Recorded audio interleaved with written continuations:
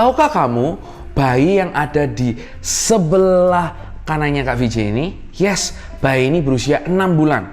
Kalau bayi berusia 6 bulan itu punya rasa ingin tahu yang sangat tinggi. Ia suka belajar. Ia suka untuk memasukkan segala sesuatu ke dalam mulutnya. Baik itu makanannya maupun juga mainan yang sangat kotor.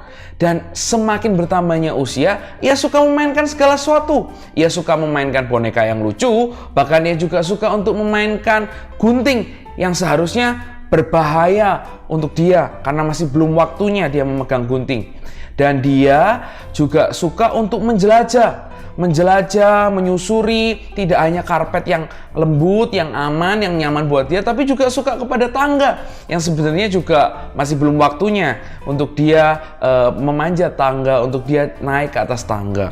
Nah, tapi bersyukurnya teman-teman, ada orang tua yang selalu ada untuk mengasihi dan mendampingi mereka. Benar banget, mereka akan selalu mendampingi anak-anak mereka. Mereka tidak mungkin memberikan makanan yang kasar. Mereka pasti akan memberikan makanan yang halus supaya bayinya tidak tersedak. Bahkan teman-teman, orang tua akan menjaga bayinya supaya tidak naik dan turun tangga sendirian. Karena memang belum waktunya untuk mereka bisa melakukan sendirian.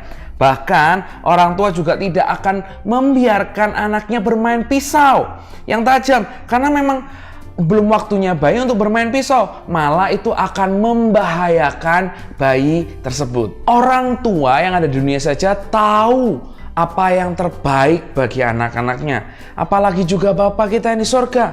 Orang tua kita itu tidak akan menahan segala sesuatu yang baik bagi anaknya. Tetapi bila itu dirasa masih belum tepat, masih belum waktunya, maka orang tua tersebut tidak akan memberikannya. Contohnya, bayangkan saja tadi bayi yang berumur 6 bulan tersebut diberikan ayam goreng. Waduh, bisa jadi ya memang sih ayam goreng itu enak, tetapi ayam goreng tersebut bisa membuat bayi tersebut tersedak. Tapi berbeda bila dengan pisang. Orang tua tersebut akan dengan penuh kasih sayang akan mengizinkan untuk anaknya makan pisang. Karena pisang tersebut dapat dilembutkan dan pisang tersebut tidak akan membuat bayi tersebut tersedak. Beda juga dengan durian. Kalau durian tersebut adalah buah yang panas, itu bisa berbahaya bagi kesehatan bayi. Nah, teman-teman semua, bisa juga dengan halnya sepeda motor. Nggak mungkin orang tua tersebut memberikan sepeda motor kepada bayinya yang baru berusia 6 bulan. Bukan malah bisa digunakan dengan baik, malah hal tersebut bisa mencelakai bayinya. Sama juga, orang tua tersebut tidak akan menahan segala sesuatu yang baik untuk anak yang dikasihnya. Bila ada mainan, ya dipersilakan untuk bermain. Tetapi bagaimana dengan setrikaan? Bagaimana dengan mesin setrika? Apakah bayi tersebut bisa menggunakan setrikaan dengan baik? Apakah sudah waktunya? Atau itu malah melukainya? Pasti kalau itu melukai dan masih belum waktunya, orang tuanya pasti tidak akan mengizinkan. Sadarkah kalian, seperti inilah Allah yang kita sembah. Allah yang kita sembah itu mengetahui dan merancang segala sesuatu sesuai dengan masa dalam hidup anak-anaknya. Allah itu selalu tepat waktu. Apa yang diberikan sesuai dengan masanya. Apa yang diberikan itu selalu yang terbaik. Kalau orang tua di dunia saja tahu yang terbaik buat kita, apalagi Allah kita. Namun sekarang pertanyaannya adalah, kalau Allah itu tepat waktu, kenapa ada doa-doa yang nggak segera dijawab oleh Allah? Kalau Allah tepat waktu, kenapa ada janjinya yang tidak segera digenapi? Wah, itu mungkin pertanyaan kita semua ya. Misalnya saja Abraham dan istrinya Sarah menunggu, mereka berdoa kepada Tuhan untuk diberikan anak oleh Allah. Tetapi Allah tidak kunjung menjawabnya. Kalau misalnya seperti itu, kira-kira kenapa ya Allah tidak menjawabnya? Mungkin kalian berpikir bahwa Allah sengaja mengulur waktu supaya Abraham dan Sarah istrinya menderita selama menunggu janji Allah. Atau mungkin Allah sedang merencanakan kejahatan. Tetapi teman-teman, kita harus tahu bahwa Allah selalu tepat waktu menepati janjinya. Aku ulangi, Allah selalu tepat waktu untuk menepati janjinya. Tidak pernah terlalu cepat dan tidak pernah terlalu lambat. Allah selalu tepat waktu. Nah, kalau misalnya tadi kita bilang Abraham ya masih belum ditepati janjinya sama Tuhan. Kenapa ya kira-kira? Nah, rupanya Allah punya tujuan. Allah punya tujuan untuk apa? Allah sedang mengajar Abraham untuk beriman hanya kepada Allah saja. Yes, ia ingin supaya Abraham dan juga istrinya hanya percaya dan beriman kepada Allah saja, tidak pada kekuatan mereka sendiri. Dan bahkan mujizat anak tersebut diberikan, Ishak diberikan kepada Abraham dan Sarah di umur tuanya. Supaya apa? Supaya menunjukkan kepada Abraham bahwa hanya Allah yang bisa membuat mujizat, bukan manusia. Hanya Allah saja yang dapat membuat mujizat. Lalu bagaimana dengan Daud? Teman-teman pasti tahu Raja Daud. Yes, Raja Daud yang diurapi pada masa mudanya, tetapi memerlukan belasan tahun hingga Daud dapat menjadi raja. Waktunya sangat lama. Kenapa ya Tuhan kok kira-kira nggak memberikan langsung kepada Daud pada saat diurapi langsung menjadi raja? Ayo kenapa? Nah, rupanya Allah juga ingin mengajar kepada Daud. Yes, Allah ingin mengajar Daud untuk beriman hanya kepada Allah di dalam segala hal. Supaya pada saat Daud menjadi raja, cuma Allah saja tempat ia bersandar, tempat ia bisa menaruh iman percayanya. Dan memang betul, ketika Daud menjadi raja, Daud itu menjadi raja yang mencapai kejayaannya yang paling berjaya dalam sejarah bangsa Israel, karena ia adalah raja yang selalu bersandar kepada Allah. Saat Allah tidak segera menjawab doa dan permohonan kita, Allah sebenarnya masih mengerjakan hal lain di dalam hidup kita atau melalui kita yang mengharuskan kita untuk sabar dan menunggu. Percayalah, Allah itu tidak menahan segala sesuatu yang baik dari kita, tapi justru Allah menepati janjinya tepat waktu. Nah, sekarang mari kita coba buka Alkitab kita ya.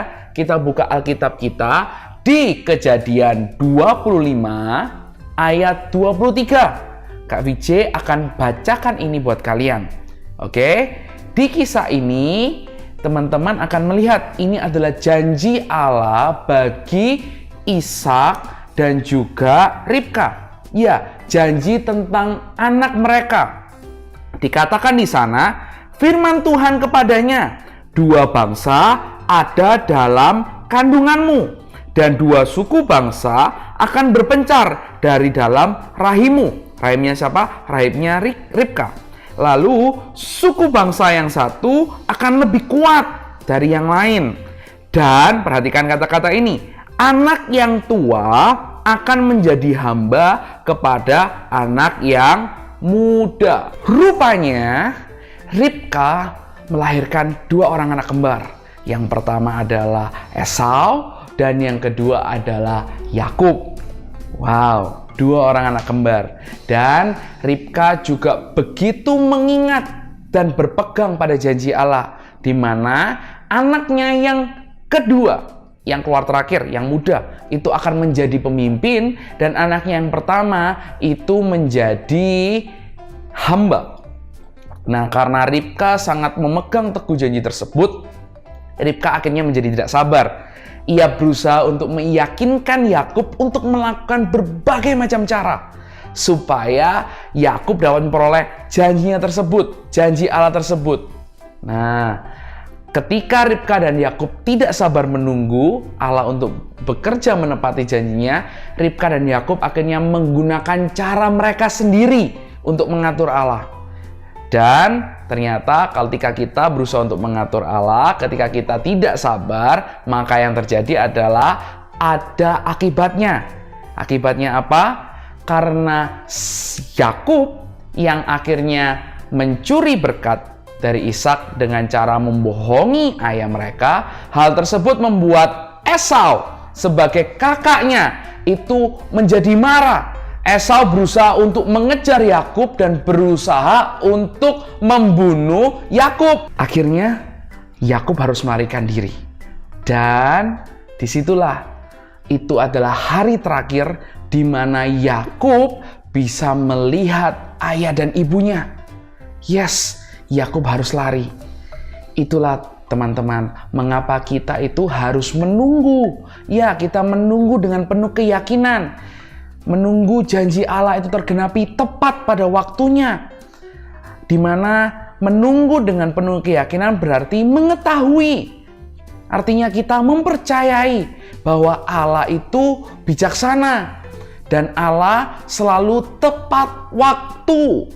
Dan percaya bahwa Allah itu bekerja untuk mendatangkan kebaikan. Nah, untuk menutup pelajaran hari ini, teman-teman, ayo kita buka Alkitab kita lagi. Kita buka di Mazmur 27. Mazmur 27 ayat 13 dan 14. Mari kita baca ini bersama-sama dengan penuh keyakinan. Mazmur 27 ayat 13 sampai 14 berbunyi, sesungguhnya aku percaya akan melihat kebaikan Tuhan di negeri orang-orang yang hidup. Nantikanlah Tuhan, kuatkanlah dan teguhkanlah hatimu. Ya, nantikanlah Tuhan. Buat teman-teman yang hari ini sudah berdoa dan masih belum menerima jawaban dari Tuhan, KBJ pengen mengajak teman-teman semua untuk tetap menunggu dengan penuh keyakinan. Untuk teman-teman percaya kepada Tuhan bahwa Tuhan mengatur segala sesuatu dengan hikmatnya, dengan kebijaksanaannya, dan Ia akan menepati pada waktu yang tepat. Oke, mari kita berdoa bersama-sama ya. Tuhan, kami mengucap syukur. Kami punya Allah yang berhikmat, Allah yang bijaksana, Allah yang tahu kapan waktu yang tepat untuk menepati janji-janji-Mu. Dan kami percaya Tuhan, hari ini Tuhan akan membantu juga setiap kami untuk kami bisa menunggu, untuk kami bisa yakin kepada janji-janji Allah. Terima kasih Tuhan, kami berdoa. Haleluya. Amin.